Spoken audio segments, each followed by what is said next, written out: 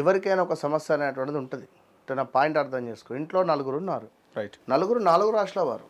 So ఒకరిది ధనస్సు, ఒకరిది మకరం, ఒకరిది మేషము, ఒకరిది సింహం. ఓకే. అమ్మయ్య నాకు బాగుంది అనుకునేసరికి ఇంట్లో మరొకరికి సమస్య అనేటువంటిది మొదలవుతుంది. ఓకే. ఓకేనా? సో ఎవరికో చెప్పలేం, మానసికంగా మాత్రము డిస్టర్బెన్సెస్ అనేటువంటివి ఉంటుంది అందరికీ. అన్ని వాళ్ళకి రెగ్యులర్. ఎందుకంటే ఈ సంవత్సరం ఆ సంవత్సరం అనేటువంటిది ఏది లేదు. ఓకే. వాస్తవానికి ఉగాది టు ఉగాది పంచాంగ శ్రవణం.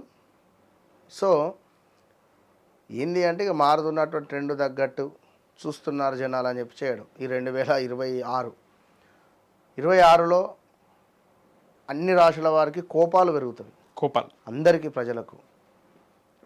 అదేవిధంగా రాజకీయంగా పెను మార్పులు ఉన్నవి. ఎవరికైతే సూర్యుడు నీచబడతాడో జాతకరీత్యా, ఎవరైతే 8వ తారీఖు, 17వ తారీఖు, 26వ తారీఖు జన్మిస్తారో వీరికి ఒక మానసిక బాధ అనేటువంటిది ఉండబోతున్నది 2026లో.